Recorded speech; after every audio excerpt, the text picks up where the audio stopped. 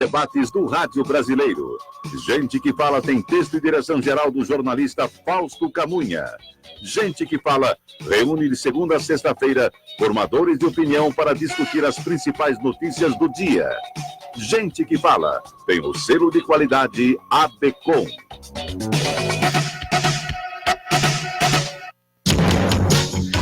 Olá, ouvinte, espectador do programa Gente que Fala, muito boa tarde, seja bem-vindo, eu sou Mauro Friesman, nós estamos ao vivo no ar na Rádio Trianon AM 740 de São Paulo e Rádio Universal AM 810 de Santos. Você nos vê aqui pelas imagens das redes sociais, no Facebook e também no Instagram, aqui direto dos estúdios da Rádio Trianon.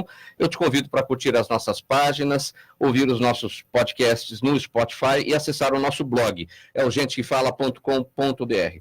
Também participe fazendo perguntas aos nossos convidados que já estão aqui. Os telefones são 3289-3580 e 5052-5555. Os participantes de hoje, você vê aqui à minha esquerda, a delegada de polícia Rosmary Correia, a delegada Rose, ela é vice-presidente do Conselho Estadual da Condição Feminina. Delegada Rose, bem-vinda mais uma vez ao Gente que Fala. Muito bom estar aqui, já estava com saudade de vocês, faz algum tempo que não venho. Muito obrigada pelo convite, é bom estar aqui de novo com vocês. Já há alguns meses aqui. Já faz algum tempo, é verdade. Também conosco aqui à minha esquerda o jornalista, professor universitário Ricardo Musa, ele é especialista em comunicação organizacional e relações públicas. Ricardo, seja bem-vindo ao Gente que Fala. Muito obrigado, Mauro. É um grande prazer estar aqui com vocês na Trianon. Prazer é todo nosso. Agora vocês veem aqui à minha direita, Mariana Lacerda, coordenadora executiva estadual da Rede Sustentabilidade. Seja bem-vinda, Mariana. Obrigada, Mauro. Bom estar aqui de volta aqui no programa e que a gente tenha um 2020, todos nós, bastante mais em paz. Assim será. Uma honra recebê-la mais uma vez aqui. E fechando a nossa mesa, na nossa bancada aqui, o advogado, doutor Wagner da Costa, especialista na área de direito civil, criminal e do consumidor. Seja bem-vindo mais uma vez, doutor Wagner. Boa tarde a todos. É uma grande honra estar aqui novamente. Então vamos lá ao nosso primeiro tema deste Gente que Fala de hoje, a criação de um imposto sobre transações financeiras, ITF, voltará a ser debatida entre o governo e o Congresso em fevereiro. Com o fim do recesso legislativo, a equipe econômica fará novas propostas para a reforma tributária em discussão. E o que deseja o ministro da Economia, Paulo Guedes, é justamente ter uma nova fonte de arrecadação para desonerar a folha de pagamento das empresas. Doutor Wagner da Costa, esse assunto vem desde as vésperas das festas aí, de final de ano, e é a única alternativa para essa compensação que o ministro Paulo Guedes quer para a folha de pagamento das empresas? Eu acho que não é bom aumentar a carga tributária, que já é muito grande, né? Eu acho que tinha algum outro meio dessa reforma tributária também melhorar, porque mais um imposto, a carga tributária já está insuportável, né? E eu não vejo isso aí com um bom olhar, não. Qual é a sua expectativa? Porque o tema ele é complexo, é controverso, mas parece que já está tendo algum olhar diferente lá em Brasília. Não sei se o Congresso vai aprovar isso, porque realmente é mais imposto, mas não se reduz a carga tributária, né? Sim.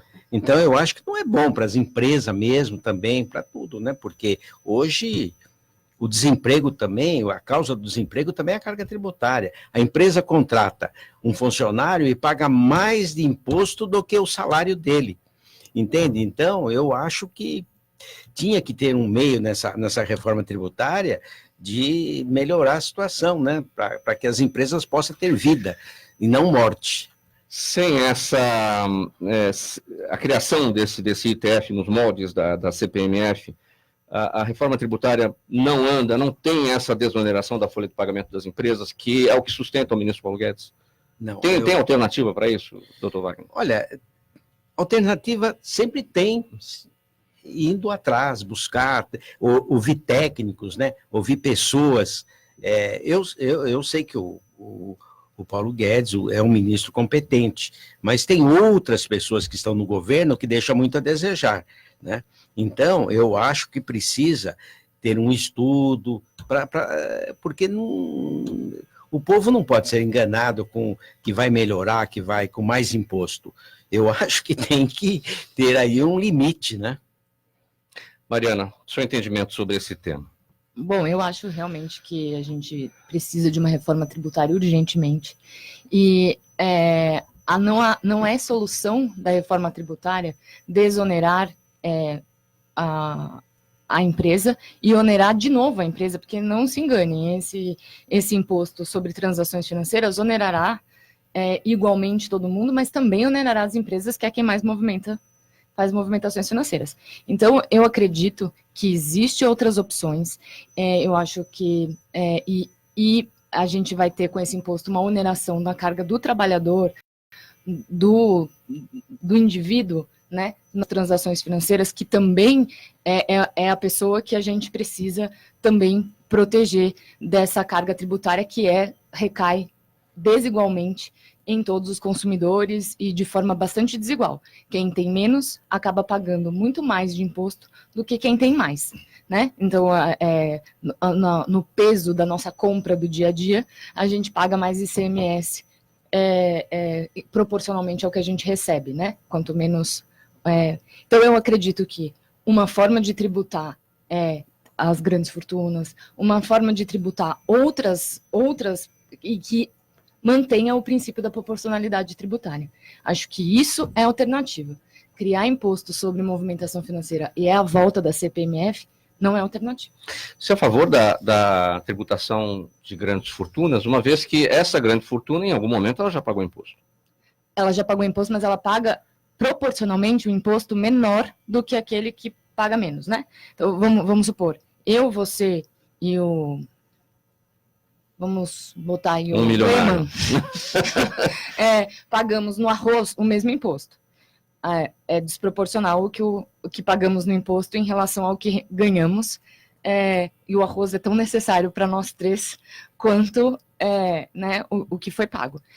Nesse sentido, eu sou a favor, sim, não de uma proposta populista, nem uma proposta sem um estudo importante sobre essa carga tributária não ser aumentada, mas eu acho, assim, desproporcionalmente, não é uma questão de Collor e pegar o dinheiro das pessoas, mas sim sou a favor de uma taxação proporcional. E nesse sentido, grandes fortunas mereceriam uma taxação proporcional. Talvez mudar o foco, ao invés de você cobrar imposto no consumo, você cobrar no rendimento, os chamados rentistas, né? Isso. Pessoas que ganham dinheiro apenas por terem dinheiro aplicado. Então, é uma questão até de justiça social, né? Porque, como a Mariana falou, você cobrar o mesmo imposto do arroz para uma pessoa que ganha um salário mínimo e para quem ganha 1 milhão por mês, o imposto é o mesmo. O imposto é o mesmo, então acaba sendo desproporcional, né? Eu acho que faz todo sentido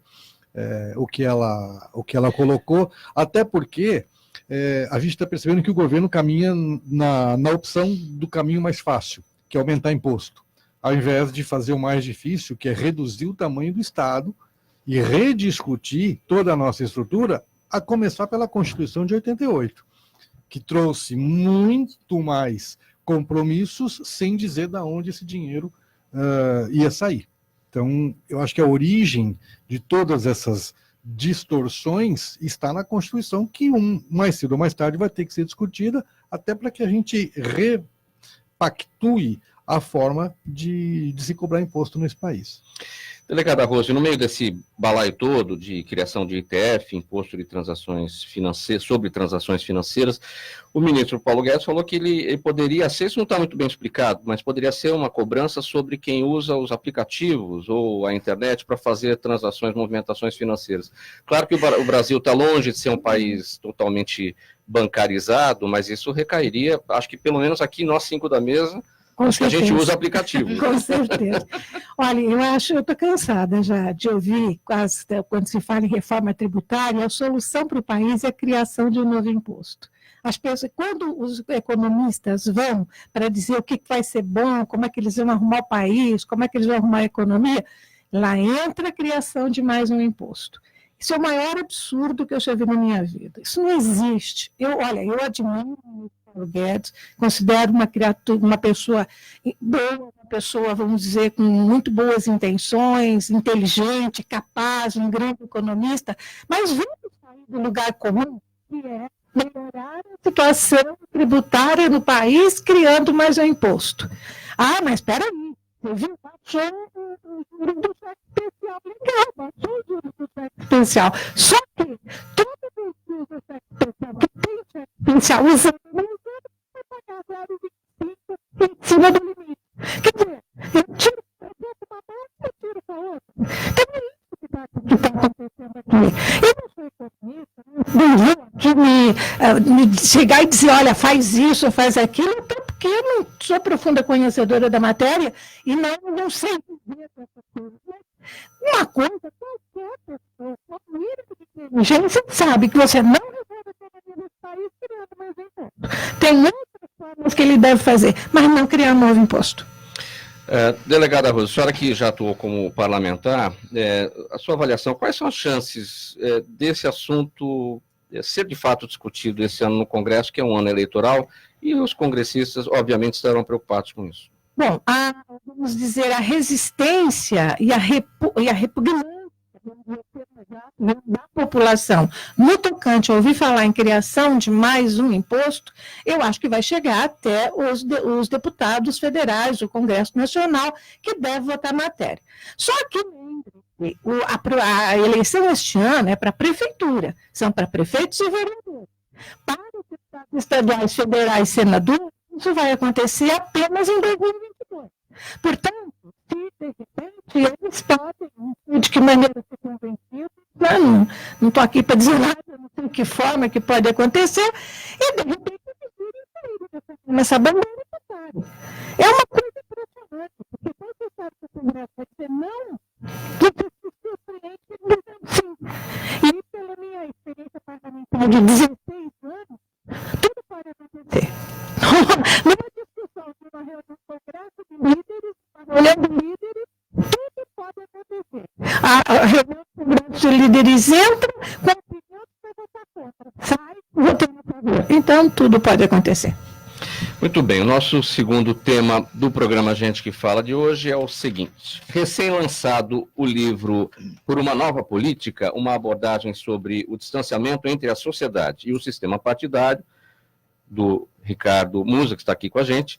Esse livro faz uma leitura precisa do atual momento político brasileiro e alerta para a necessidade de mudanças eleitorais. O ponto de partida é a eleição de 2018, cujos resultados demonstraram uma forte insatisfação da sociedade, especialmente em relação aos partidos protagonistas desde a redemocratização. Ricardo, em algum momento da história, a sociedade e o sistema político partidário já foi mais próximo? Na história brasileira. Olha, eu acho que já. Nós tivemos ao longo da história diversos períodos de ruptura, mas talvez de maneira tão democrática tenha sido a primeira vez, porque em 2018 houve uma rejeição muito forte por parte do eleitor em relação aos partidos políticos pelo voto. Foi um resultado absolutamente democrático, limpo, numa eleição justa, correta, e você teve a população dizendo chega, que na verdade foi apenas a conclusão de sinais que começaram em 2013.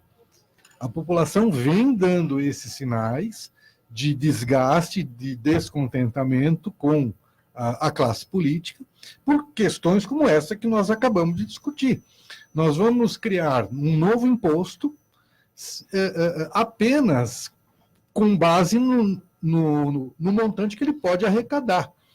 Qual é o estudo que existe de fato de impacto desse imposto, sendo que o mesmo Ministério da Economia que quer criar esse imposto sobre as pessoas que usam o aplicativo, portanto são as pessoas bancarizadas, esse mesmo Ministério diz que um percentual altíssimo da população está na informalidade.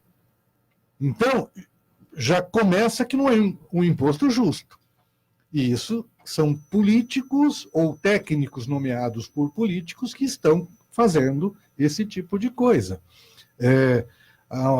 No Jornal do Globo de hoje está que estuda-se também lá na Câmara um projeto que proíbe juiz de primeira instância sequer de citar alguém com foro privilegiado. Então, assim, continuam fazendo coisas que estão descontentando a população. Ricardo, o Jair Bolsonaro foi eleito presidente da República com a questão, ele bateu na tecla da nova política, e que até agora ninguém entendeu exatamente o que é a nova política. E o seu livro fala por uma nova política. Uma nova política é esse aspecto de aproximação de sociedade e partidos políticos? Essa é a nova política que se busca, na sua opinião? Eu não faço uma proposta, porque eu até acho que seria uma grande pretensão eu fazer uma proposta de um modelo político. O que eu defendo aqui é que os partidos voltem a conversar com a sociedade, voltem a abrir suas portas e criem mecanismos mais democráticos, isso todos os partidos, tá? Do mais à esquerda ao mais à direita.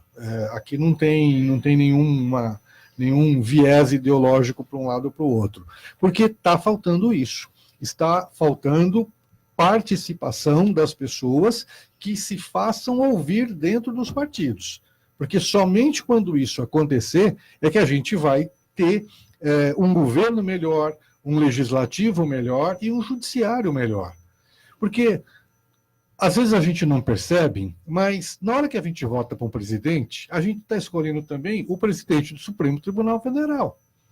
Porque é o presidente que vai nomear o ministro no Superior Tribunal de Justiça. Além de outros cargos. Além de outros cargos. No caso de governador, as nomeações para o Tribunal de Justiça. Então, tudo começa no voto.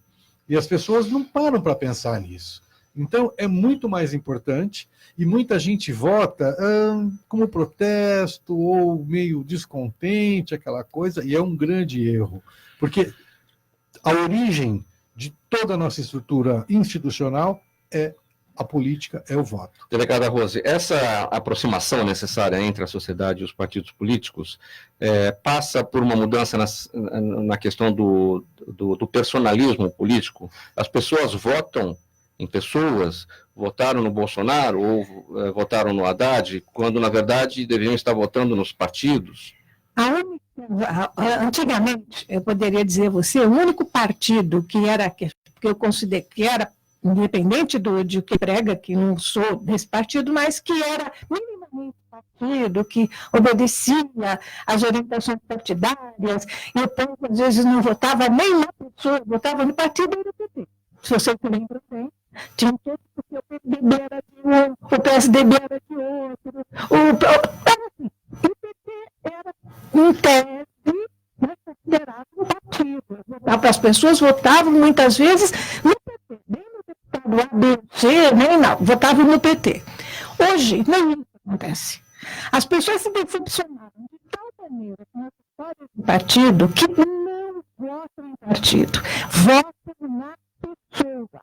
Não importa que partido seja, se ele gosta daquela pessoa, se ele acha que o discurso daquela pessoa é, se ele acredita naquela pessoa, ele vai votar naquela pessoa, independente do partido que ela pensa parte. Ele vira o salvador da paz. Sem dúvida. Isso é bom? Isso é ruim? Não sei. Eu considero aqui o que o Ricardo disse, no sentido que nós temos que fazer partidos fortes, diminuir o número de partidos. Começa por aí.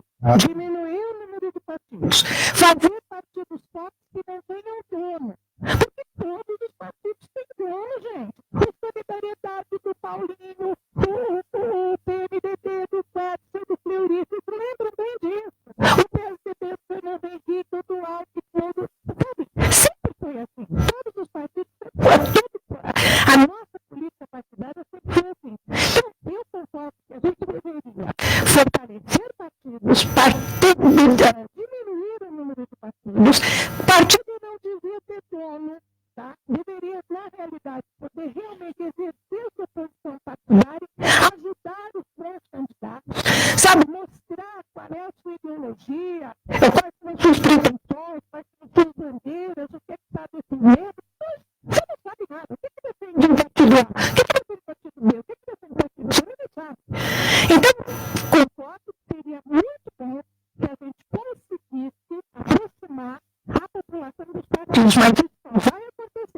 partidos realmente definirem cada partido e souberem trabalhar partidariamente. Doutor Wagner da Costa, do que depende essa reaproximação, digamos assim, entre a sociedade e os partidos políticos? Olha, a sociedade precisa cobrar mais dos nossos políticos, como estão cobrando, começaram a cobrar. Talvez a eleição agora que aconteceu foi uma eleição que o pessoal não queria mais o PT no poder. Então procurou o candidato para eleger aquele. Outra coisa, hoje os nossos políticos a profissão deles é político, isso não podia existir. Eu acho que tinha que acabar com a reeleição, principalmente do Poder Executivo, porque a reeleição, ela traz uma corrupção, a pessoa usa o poder que ele tem de estar governando para poder... Hoje nós estamos vendo o nosso presidente já se alinhando para fazer a próxima eleição, a reeleição dele. Então, eu acho que a reeleição cria a corrupção. Entende? Eu acho que precisava... Perpetuação do poder. Perpetuação, porque nós temos deputado aí que está 40 anos ou mais no poder, e às vezes... Mas você está falando contra a reeleição para o Executivo, mas para o Legislativo também? O Legislativo também podia ter um break aí, não poderia ser eternamente aí também, porque poderia ter uma reeleição de 1 ou 2 vezes, porque senão fica sempre os mesmos. Como é que pode um candidato que está fora concorrer com um que já está lá dentro? Ele tem o poder na mão para concorrer na eleição. E enfraquece um desequilíbrio na eleição. Isso causa um desequilíbrio, principalmente nas prefeituras. Porque a pessoa está num cargo de prefeito, ele fala assim, bom, eu vou dar uns empregos aqui, eu vou favorecer isso, eu vou favorecer aquilo, e acaba ganhando a eleição, usando o poder de prefeito, por exemplo. Estou dando um exemplo do prefeito. Quer dizer, então, isso eu acho que não é bom. E o povo também precisa cobrar mais. Eu concordo com a delegada Rose que os partidos todos têm dono agora. Inclusive, eles cobram até, tem partido que cobra, para a pessoa se filiar nele e se lançar a candidatura, tem que pagar uma certa importância. Senão, eles não aceitam a pessoa. Aquele partido do Enéas também, ele cobrava um valor para poder a pessoa ser candidato. E hoje tem alguns partidos pequenos, e a negociação, a venda de legenda. Pô, isso não pode acontecer, né? Precisa acabar com isso, o povo precisa ficar mais atento para fiscalizar também e denunciar, entendeu? Então tem que abrir mesmo. Só que acabar com isso depende dos próprios políticos, eles vão querer? Do político e o povo. Bom, isso que é difícil, sabe? Porque como que eles vão votar para acabar com a reeleição? Nunca. Então precisa ter instrumento. E também essas nomeações, como afirmou o Ricardo, eleição para o Supremo, para o STJ, para o Tribunal de Justiça, isso aí eu acho que devia ser por concurso público. Porque nós íamos ser pessoas bem competentes no Poder Judiciário. Um quadro de carreira. Exatamente. Um quadro de carreira e também com concurso de acesso. Sim. Um concurso de acesso. A pessoa é juiz, para ele ser desembargador, vai fazer um concurso para ver se ele passa. Entendeu? Porque realmente precisa isso. Né? Para ser presidente do Supremo Tribunal Federal, precisa ser concursado. Precisa ser concursado. Enfim. Não, concurso não, é uma nomeação. Ele tem acesso ao Supremo e depois eles têm lá essa vez você vai ser o presidente, essa outra vez você vai ser o outro, o vice. Quer dizer, então, todas as carreiras precisa ter concurso. Concurso para entrar no concurso de acesso. O ministro Toffoli, que é presidente do Supremo, mas não passou em concurso. Não passou nem no concurso de juiz de direito. Justamente. Peraí, espera um pouquinho. Mas uma nomeação, isso não pode acontecer. Eu acho que tem que ter... E as pessoas competentes ficam fora. Né? Entende? Ficam fora disso. E a gente vê essas decisões absurdas que às vezes encontra. Na advocacia a gente encontra muita coisa. Olha, não é que eu quero criticar, a gente encontra pessoas juízes que não sabem interpretar texto. Como é que ele passou? Eu não sei. Mas para ele chegar para desembargador, vai fazer um concurso de acesso. Para ministro, vai fazer um concurso de acesso. Não é só pegar assim, olha, fulano, você vai ser isso. Pô, pera um pouquinho, isso São indicações políticas. é indicação política, isso não pode acontecer num cargo como o judiciário. O judiciário precisa de pessoas cultas, pessoas competentes. Então, eu acho que isso não está certo, essas nomeações aí de favor. Né? Olha, se vocês me permitem, o Ricardo falou uma coisa muito importante, né? O namoro é uma coisa muito importante. Tudo isso passa pelo voto, tá? Pelo voto dos políticos. Aí, o Mauro falou corretamente. As pessoas, elas dizem, não vou votar em ninguém, não quero nem saber. Só que as pessoas se esquecem que quem sentar naquela cadeira vai fazer diferença na vida dele. Não importa se ele votou ou não. Vão votar coisas, ou deixar de votar coisas, que vai refletir diretamente na vida de cada um. Mas eu não votei. Não, mas não importa que você não votou. Você é tão responsável quanto quem votou. Vai cumprir a lei do mesmo jeito. Porque essas pessoas, se é uma coisa que eu estivesse na reforma política, a primeira coisa que eu faria, as eleições teriam que coincidir. Sabe por quê? Se hoje vem para prefeito e vereador.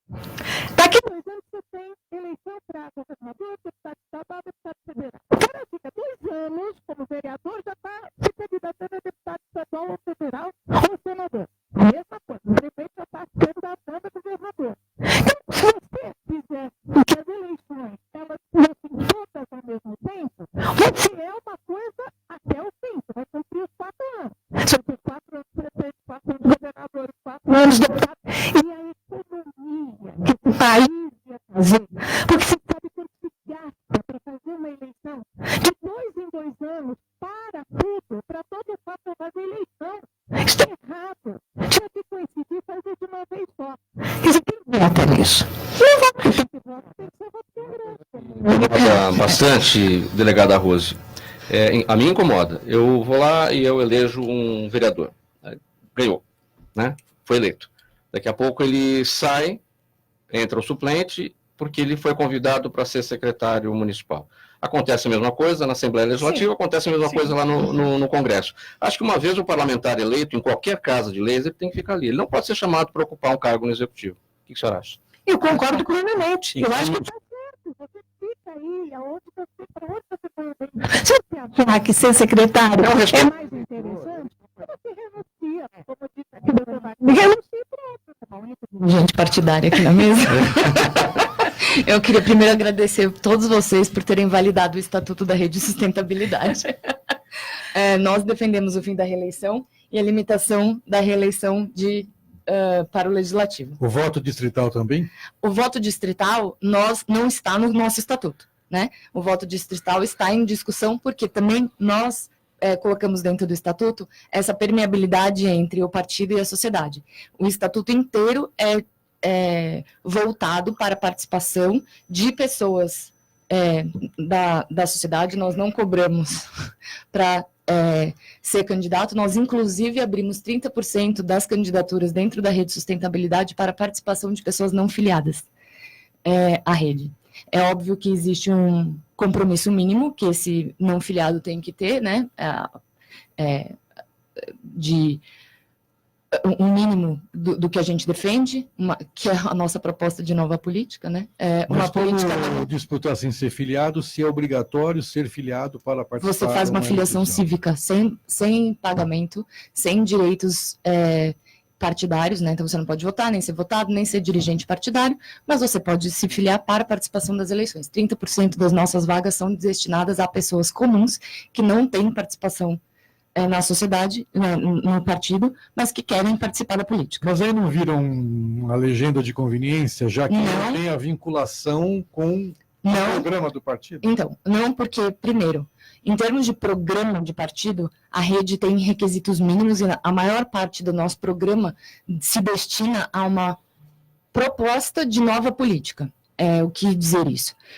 A gente entende que a polarização não é benéfica, essa disputa em termos de agremiação, enfim, inclusive é castradora de ideias. Nós baseamos todo o nosso processo em consenso, mesmo dentro do partido. Então, dentro do partido, nós também não temos questões, armas, acho que é uma questão, a questão ambiental é uma questão que, para nós, é pauta evidente e cara, mas em relação à economia, em relação aos grandes temas, o partido está aberto para debate. Tanto é assim que nós não expulsamos parlamentares por votos divergentes. A gente teve agora no Senado uma votação, que agora eu vou tentar me lembrar qual foi o tema, mas enfim, o senador Flávio Arnes votou de forma diversa do que as convenções do partido tinham opinado como questão. E para a gente está tudo bem, desde que ele fundamente aquilo como uma proposta, olha, meu entendimento é esse, o entendimento do partido foi diferente, foi a reforma da Previdência. Né? O deputado Flávio foi a favor da reforma da Previdência, o senador Flávio foi a favor da reforma da Previdência, enquanto os senadores Randolph e Fabiano Contarato foram contra. E para a gente está tudo bem. Está tudo bem dentro do estatuto, no sentido de que não é uma questão fechada, em que a gente tem como, e a gente não tem intenção de usar isso como manobra ou tema populista ou de forma de questão fechada. Nós entendemos que os assuntos têm soluções complexas. Assuntos complexos têm soluções complexas. A gente não pode dizer a favor ou contra a reforma da Previdência. O senhor quer complementar, doutor Wagner? Não, o que ela falou, nós tivemos o caso daquela deputada Tabata Amaral. A Tabata Amaral também, que ela porque o reduto dela tem uma situação, e o partido fecha a questão com um caso lá do Ceará, de outro lado. Ela tem que defender o estado, a localidade onde ela está. Então, eu acho que ela agiu corretamente, e isso é muito bom. O partido deixar o deputado livre, não fazer essa chacrinha de olha, vamos fechar a questão, todo mundo é obrigado a votar isso. Então, ele perde o exercício do mandato dele. A gente entende, inclusive, que as questões são móveis. Por exemplo, a questão da Previdência era uma que, evidentemente, aquele projeto do governo não poderia ser aprovado. E nós entendemos que o papel do parlamentar é discutir e propor alterações e melhorias naquele projeto. E assim foi feito. A Tabata mesmo tem um relato, ela propôs diversas emendas, e as emendas foram aprovadas. Como que ela poderia, como parlamentar, cujo trabalho é melhorar o projeto, ter melhorado o projeto e mesmo assim ter votado contra? Então, porque nós entendemos que esse é um assunto que muitas vezes ali no partido em que ela está, existe um discurso ideológico do trabalhismo que impede que as coisas sejam de fato, a política seja de fato exercida como um lugar de debate, consenso e propostas e melhoria de propostas. A rede faz justamente essa é a proposta política que nós entendemos que deve ser parlamentar, serve para melhorar projetos, e a gente tem que ter liberdade para fazer isso. Mariana, a delegada Rosso falou há pouco sobre a necessidade da redução do número de partidos. Quantas ideologias nós temos partidárias? Bom, partidos nós temos 33. São 33 pensamentos diferentes? Não, não são. Óbvio que não, são 33. Desses quantos se alinham com o pensamento da rede? Quantos desses se alinham ao pensamento da rede? Então, é difícil você entender o que é cada partido. Então, eu vou dizer o seguinte, vocês aqui mesmo colocaram a dificuldade dos políticos votarem em questões que eles são prejudiciais. Quantas das pessoas estão dispostas a vir para a rede defender candidatura cívica, fim da reeleição, eleição independente? Nós,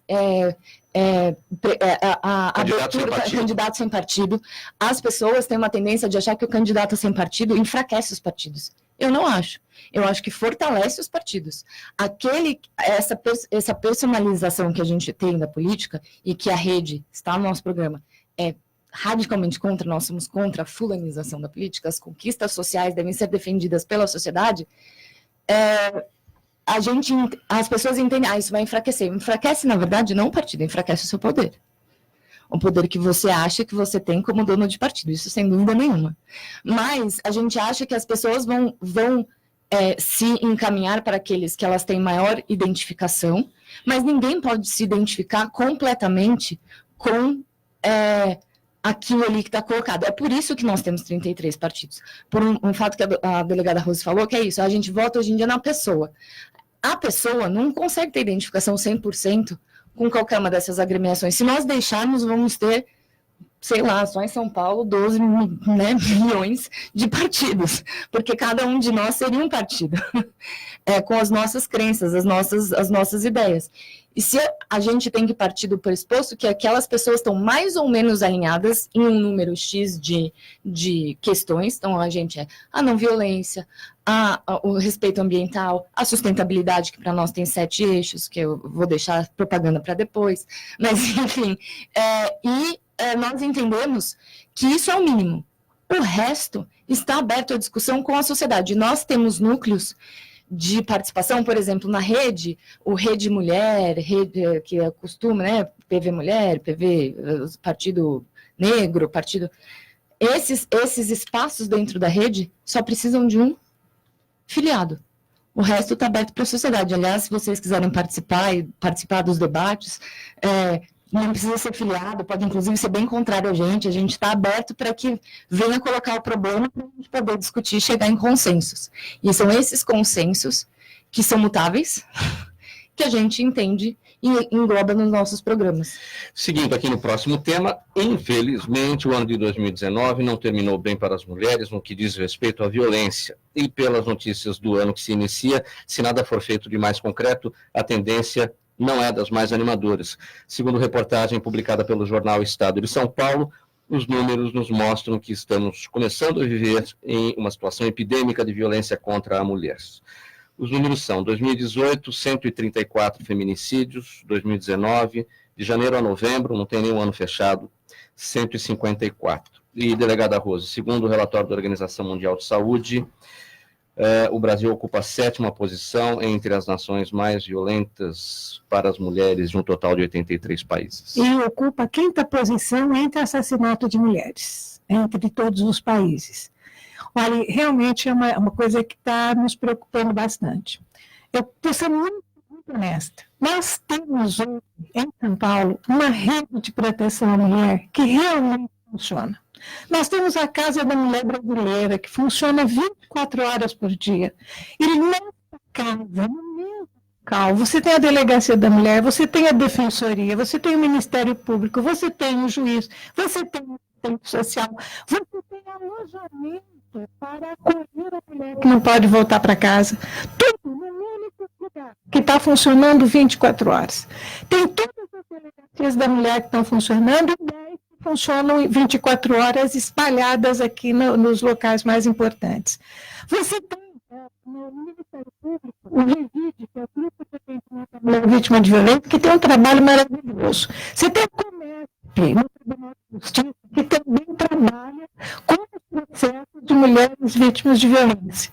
Você tem o aplicativo de celular para você tiver uma medida protetiva, e você pega esse aplicativo, se o agressor chegar perto de você aciona esse aplicativo, e ele imediatamente, a primeira viatura que estiver mais próxima vai lá e vai te atender.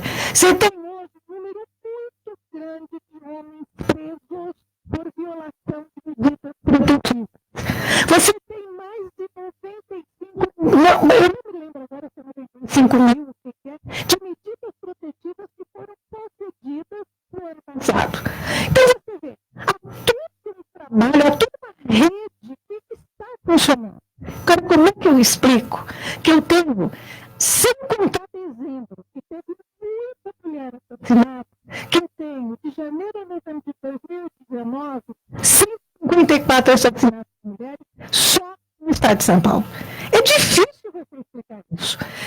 Nós estamos até conversando entre promotoras, juízes, delegadas, pessoas de todas as instituições que trabalham com violência doméstica, justamente para isso. Onde é que está a fragilidade? Primeiro, é claro, que nós estamos vendo medo.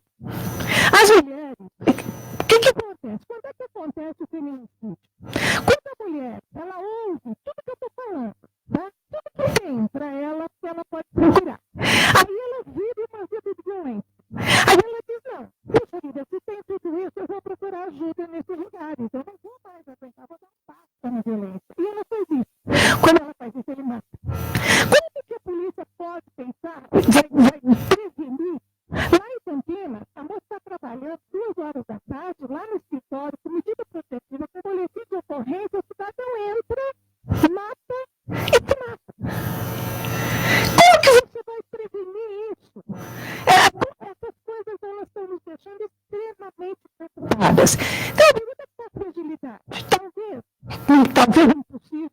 entre aspas, mau atendimento, quando ela procura ajuda e ela não é atendida como ela deveria ser?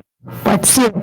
A porta de entrada, que é o pronto-socorro, que é a delegacia, está falhando em alguns casos? Pode ser. Mas lembra desse número de mulheres vítimas que nós estamos tendo, que todas procuraram ajuda. E os assassinatos delas acontecem de uma forma que a polícia está com dificuldade de prevenir. Você não imagina o que vai acontecer. Que atitude esse homem vai ter? Se entra de madrugada na casa da ex-mulher, põe fogo no colchão onde ela está dormindo e mata, inclusive com vizinhos para tentar ajudar. Como é que vocês vão imaginar? Já está separada, tem protegida, tem tudo. Então, eu diria o seguinte para vocês. Eu acho que nós precisamos passar agora para um outro tipo de trabalho.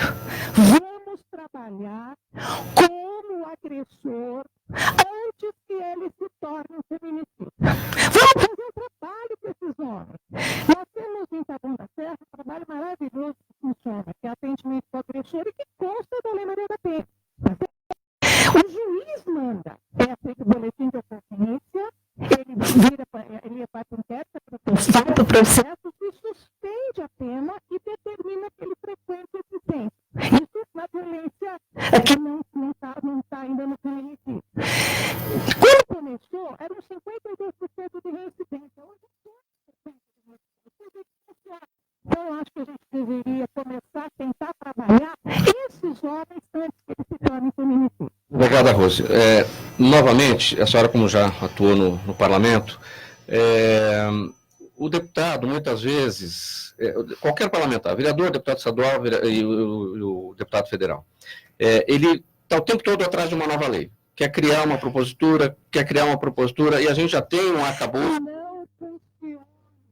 Nesse ponto que eu queria chegar, não seria melhor pensar em melhorar leis que já existem para problemas que ainda não foram solucionados, que é o caso da Lei Maria da Penha, ela não precisa... Cada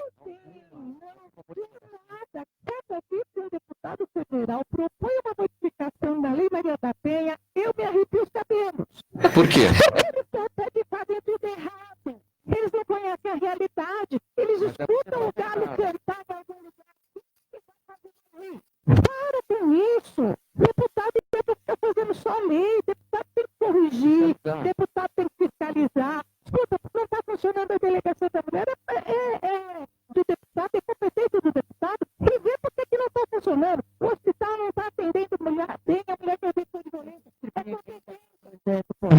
Distribui emenda para projeto correto. Está certo, Mariana.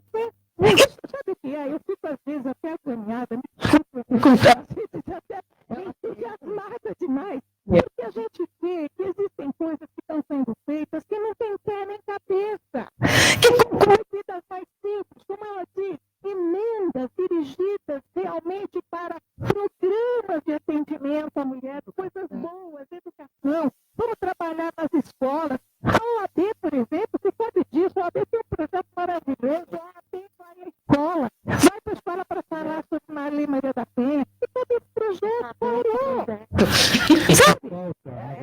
Eu abordo isso aqui no livro, em todos os níveis do parlamento brasileiro, nas câmaras, nas assembleias e até na Câmara Federal, um núcleo, uma estrutura que faça uma análise de impacto de todas as leis, de todos os projetos, antes que eles entrem em vigor.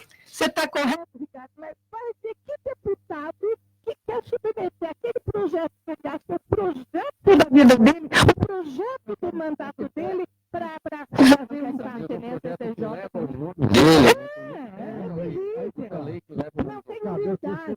Começar a mudar isso. Agora, senão... eu ia dizer que, na verdade, Rose, se me permite, eu acho que a gente, quando a gente trata problema de violência como um problema só policial, a gente está enxugando gelo. Tá certo. Eu reconheço toda a estrutura que a gente tem, mas eu acho que a gente precisa urgente de uma mudança de cultura. Sim. Quando a gente tem, e essa semana eu lembrei desse fato, quando a gente tem o goleiro Bruno sendo disputado pelos times para ir, quando o Rojas, em 89, por ter cortado o supercílio numa fraude esportiva, foi banido do futebol em todas as modalidades, menos as que não eram da FIFA, graças a Deus ele pôde jogar beach soccer, mas ele foi banido de todas as posições, ele era proibido de, inclusive, frequentar o campo como técnico, preparador. Ele só voltou ao trabalho em 2001, ou seja, mais de 20 anos... 20 anos? Eu tô ruim? Não. Ele foi preparador de goleiro de São Paulo. Ele não podia exercer só nada... Só depois de 2001, quando a FIFA deu perdão a ele, que ele fez um pedido de perdão. Ou seja, um cara que ficou 10 anos banido do futebol por uma por uma fraude antidesportiva, e a gente tem um cara que assassinou a mulher, desquartejou, entregou para os cachorros, e isso não é causa de fazendo, tietando ele, tirando foto com nós ele. Precisamos. Temos que mudar. Temos que mudar. Porque não é um problema do Estado, é um problema da sociedade. Bom, doutor Wagner. Olha, a educação pública está sucateada. Isso também colabora com isso aí. Agora, um problema que corre nas delegacias de polícia, que não se faz o mapeamento dos crimes. Na delegacia tem que ter um psicólogo, um assistente social, que às vezes o delegado está lá fazendo um flagrante, ele tem que ter um psicólogo para aconselhar aquela mulher para fazer alguma coisa. E precisa mapear o crime, não só na área de violência contra a mulher, em todas as áreas. Como é que você vai combater o crime se você não faz o mapeamento dele? Para combater o crime, precisa olhar o alicerce, como nós vamos combater. Então, precisa isso. Eu tenho algumas autoridades policiais que às vezes comentam comigo, falam assim, poxa, aquela mulher veio aqui, eu prendi o marido dela, tudo, ela volta aqui na delegacia e fala, olha, eu não quero mais que o meu marido fique preso porque ele é pai dos meus filhos, porque não sei o quê. Muitas vezes, a própria mulher é culpada da violência. Doutor Wagner, mas sabe o que o delegado tinha que responder para ela? Minha senhora, a Lei Maria da Penha diz que a senhora pode se retratar só em juízo, não aqui na delegacia. Exato. Mas é mais fácil, mais cômodo para eles dar essa desculpa. Não estou dizendo que não pode fazer. Pode. Se ele atuou, ele não tem que se preocupar com que ela saia ou não. Ela diz para a senhora vai lá reclamando. Crime de processamento público. Não, é ação pública, o delegado não tem mais poder para arquivar o inquérito, inclusive. Exato. Entendeu? Então é um crime de Mas o que acontece com a polícia é que normalmente ele trata a vítima de violência doméstica como vítima de assalto. O assaltado não conhece o assaltante. Então, eu vou lá, prendo o assaltante, pego a vítima do assalto. Eu fui vítima uma vez, saí machucada no assalto, a delegacia me leva no hospital. Eu vou lá, curo ferida, volto para a delegacia, presto a queixa e estou embora. E eu, conversando uma vez com um amigo corregedor da polícia, ele me disse, a gente faz isso. Eu falei, mas não pode. Essa mulher não é uma vítima de assalto. Essa mulher tem que ser encaminhada para a casa da mulher. Que tem, já tem. Não precisa fazer nada. Essa mulher precisa de rede de apoio para sair da dependência econômica, da dependência emocional, de uma série de coisas, e isso não pode ser tratado como uma questão de, deu um tapa, ficou roxo, bota gelo e tá bom. Não é assim que resolve o problema da violência contra a mulher. Mas a polícia precisa ter mais condições para trabalhar, ela precisa ter pessoas para auxiliar. Quem que pode auxiliar um delegado para mapear o crime? É um psicólogo, um assistente social. Está na casa da mulher. Entendeu? Precisa orientar, saber. Porque a mulher chega lá perdida na delegacia. E olha, a autoridade às vezes nem sabe que tem a casa da mulher, que tem nada, está desinformada. Há essa desinformação. Mas aí é que tá, doutor Wagner, ele não podia, ele é um delegado de polícia, está dentro do sistema, ele tem que saber que a casa da mulher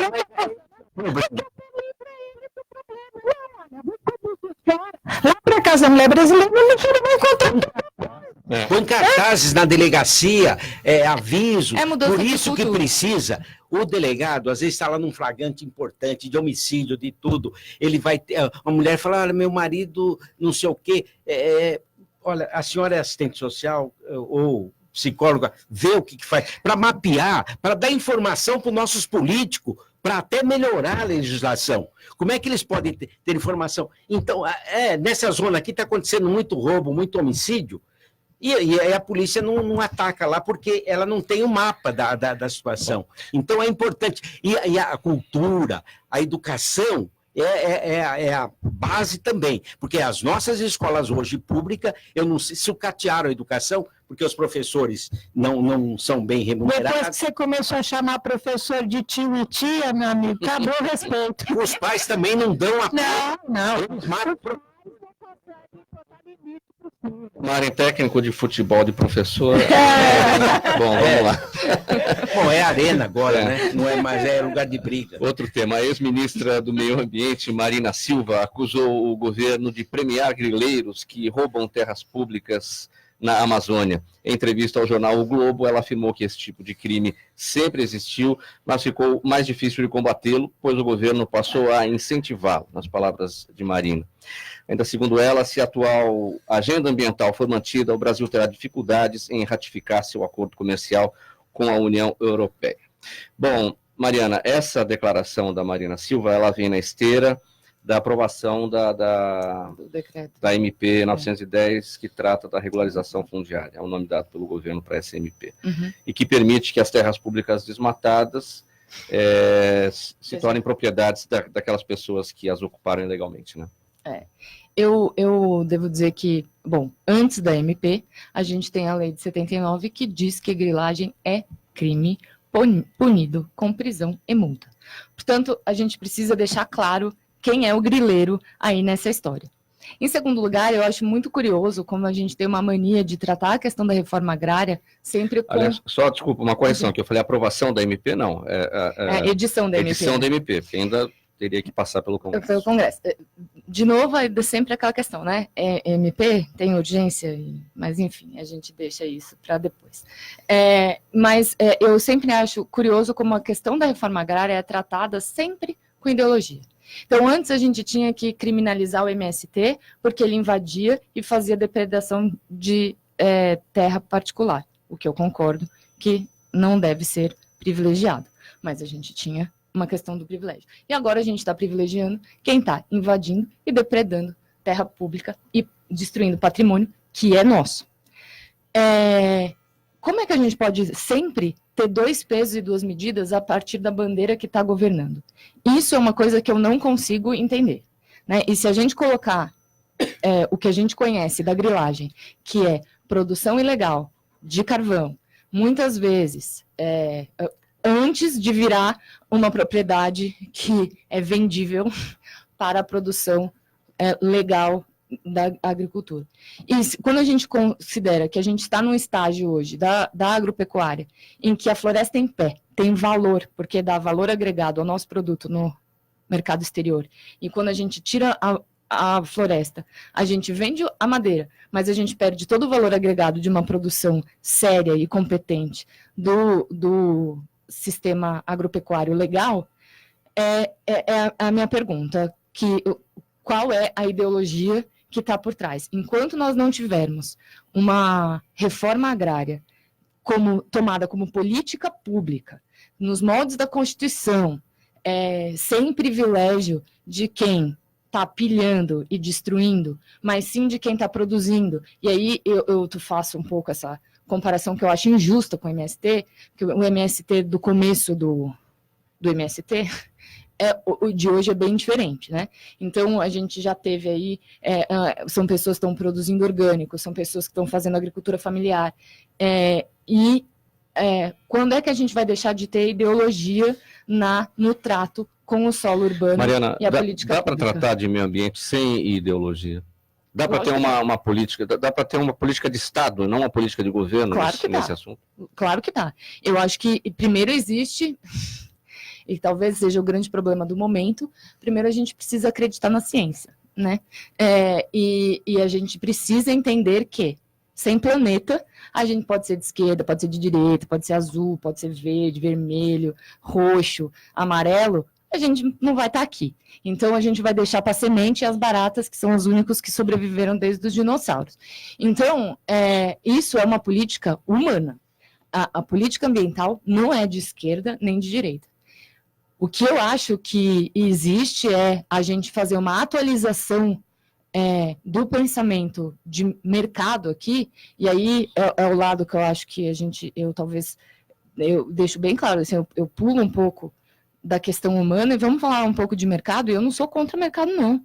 Eu acho que a pessoa que está lá produzindo o agronegócio legal, é legal. Quem está lá produzindo de forma sustentável, e é possível. A gente tem hoje estudos de agroflorestas, a gente tem estudos de outras formas de produção e, que faz muito mais sentido do que essa coisa de desmata e pasta. Nós não estamos mais em, sei lá, 1600 nas plantations inglesas em que a gente tinha que desmatar e cercar para botar as ovelhas.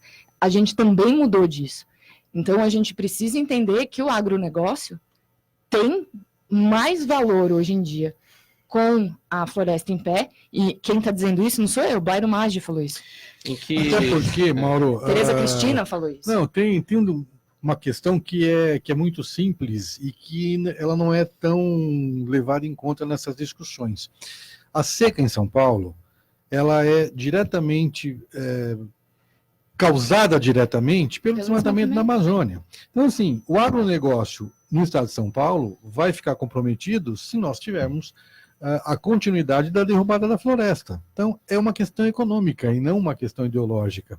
Eu concordo com a Mariana. É preciso levar em consideração aspectos muito mais práticos e objetivos, como, por exemplo, a crise hídrica aqui em São Paulo, no Sudeste, 20 milhões de pessoas sem água. Em que medida, Ricardo, a agenda ambiental brasileira, não atual, mas a história da agenda ambiental brasileira, tudo que se fez até hoje, implica no acordo comercial com a União Europeia, que se quer agora?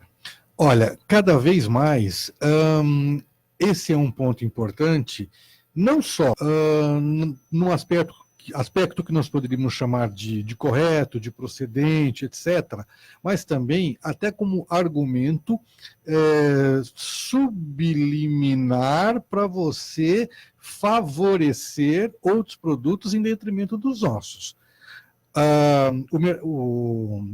Na França, principalmente, os agricultores têm uma força muito grande. E eles vão, sempre que possível, usar a questão ambiental para prejudicar os produtos agrícolas brasileiros. E isso vai acontecer em diversas partes do mundo. Então, até por uma questão de garantia, nós precisamos fazer a nossa lição de casa para que a gente tenha argumentos para contestar e colocar os nossos produtos para fora. O senhor compartilha da opinião do Ricardo, doutor? Olha, para a gente finalizar esse tema? A gente separar aqui a questão da invasão, da grilhagem, com a reforma agrária. A reforma agrária, ela nunca deu certo, porque eles jogam o terreno na mão de uma pessoa, mas não dá condições para ela, o plantio, a orientação, o que deve plantar naquela terra, tudo. Então, realmente, agora, essa medida provisória é um incentivo para a grilhagem, para os grileiros entrar, porque quem tem posse da terra tem o direito do uso capião, não só na questão rural, mas na questão urbana também. Então, a pessoa precisa provar aquela posse de muitos anos ali. Agora, quando a pessoa vê uma medida provisória dessa, vamos invadir, porque nós vamos receber o título. Quer dizer, para receber o título, tem que ter o tempo de posse, o período de posse, provar com os confrontantes a posse, e se não tem interesse do poder público naquela área. Agora, a forma que ele está fazendo aqui, ele está acabando com a lei do uso capião. Hoje, a lei do uso capião você pode fazer através do cartório, não precisa ser judicialmente. Pode ser feito desde que haja aquela ata que todos os confrontantes concordam, que a pessoa está lá há tantos anos naquela posse. Quer dizer, então, como é que a pessoa pode? Agora, aqui, o que vai acontecer? Vamos invadir a terra dos índios, vamos invadir tudo, e vai acabar com o meio ambiente também, né? É prejudicial ao meio ambiente, é prejudicial a tudo, até a propriedade particular. entende? Porque nós vamos, a propriedade particular vão ser invadida lá, entendeu? Até uma pessoa que tem posse lá de 20 ou 30 anos, o grileiro vai lá, entra na posse dele, ele perde a posse porque ele não tem documento, e realmente vai. É ruim para todo mundo. É ruim para todo mundo. Isso aqui. É bom para o grileiro, eu não sei. Faz tráfico de droga e faz produção de carvão. Essa situação aqui é muito. Eu não consigo compreender como uma pessoa possa fazer uma medida provisória dessa. Olha, a medida provisória não é assim, não é vender tomate na feira, não. Precisa ter. Não, entendeu? Eu acho que tem que ser crítica, eu acredito que não vai ser aprovada essa medida provisória, porque ainda no Congresso nós temos pessoas muito cultas e muito inteligentes aí. Doutor Wagner, tempo esgotado do programa, sua palavra final. Bom, eu fico feliz e muito contente de estar aqui na companhia de pessoas cultas, pessoas inteligentes, né, que compõem essa mesa, né? Eu quero deixar meus agradecimentos para a mesa de som, do Fabiano de Souza, a apresentação do Mauro Frisman, e também Pedro Schiavon, diretora de produção Zenilda Salvaro, direção de Fausto Camunha, e de outros de vocês. E também de todos que estão aqui, que eu não preciso nem enumerar pessoalmente, porque o público já tomou conhecimento. E eu fico contente dessa mesa inteligente e essa discussão que, para mudar a vida do nosso Brasil, né?